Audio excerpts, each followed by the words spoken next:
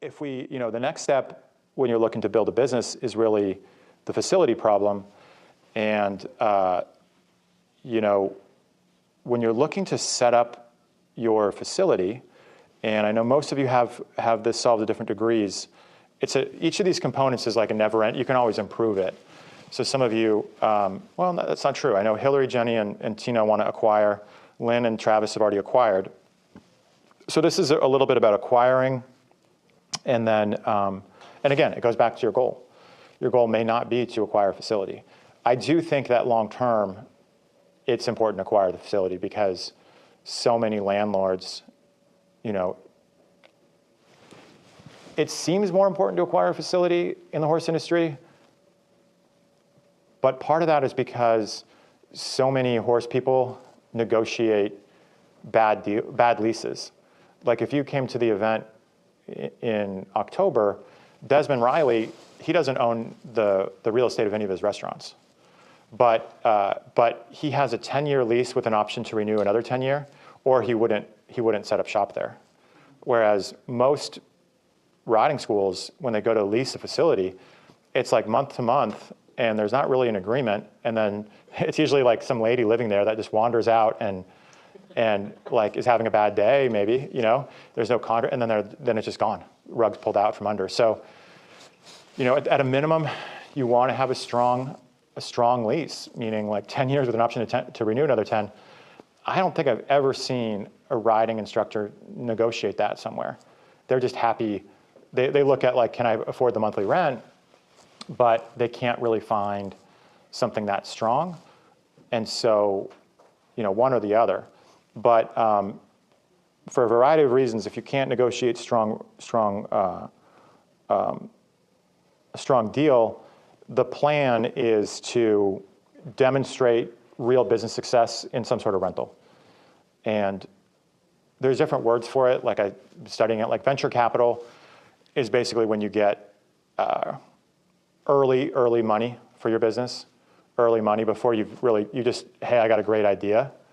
And so those, right, but think about it, like those financing terms are usually pretty bad in terms of I'm going to invest in you and you've got just an idea and a pretty face, versus private equity is like later stages where you've demonstrated like this thing is working. We just need some capital to expand, to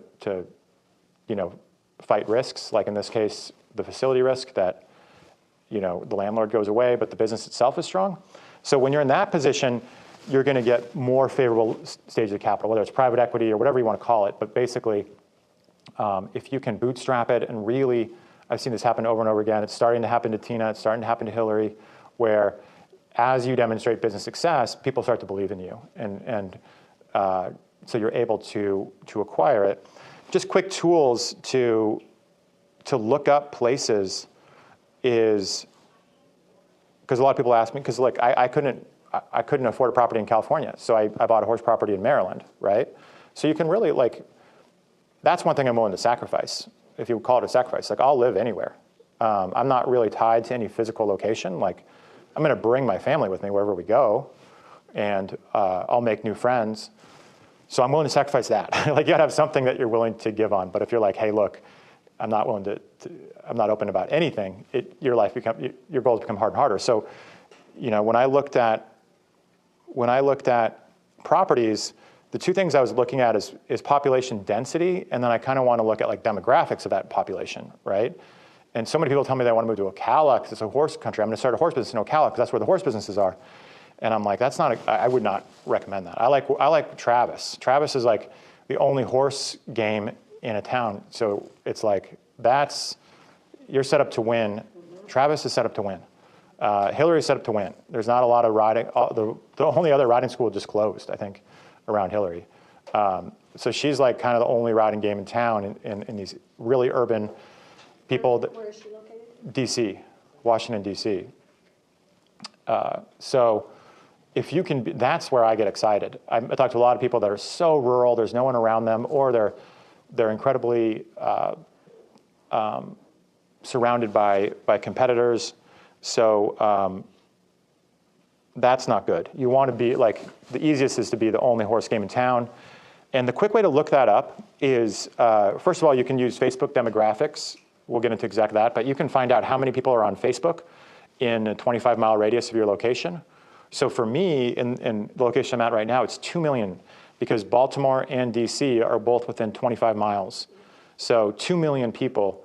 And then the other thing I look at is just go on Redfin. And to me, this is the most, this is my property. You just put the location in here. And if you scroll down, you find, I think I passed it. You find the schools. And great schools will just give it a quick, like 0 out of 10.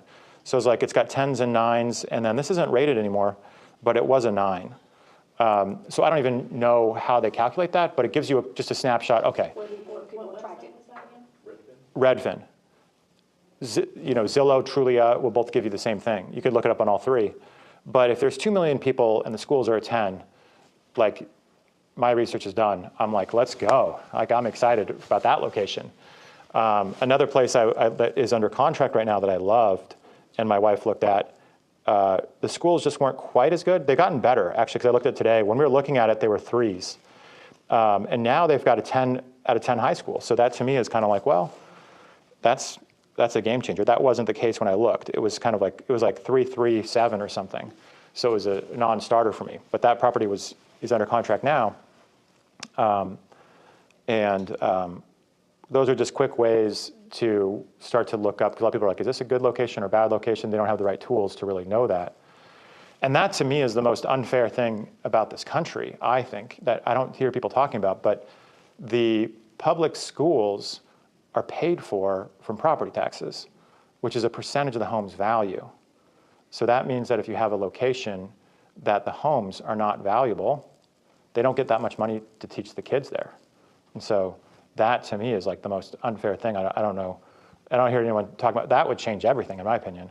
If it was like, no, all of the money we raise from property taxes, we don't give the kids in the rich area all like I don't think it should be based on the wealth of the area that you live in, because then that just means that poor kids get a worse education than rich kids in exact proportion to their wealth.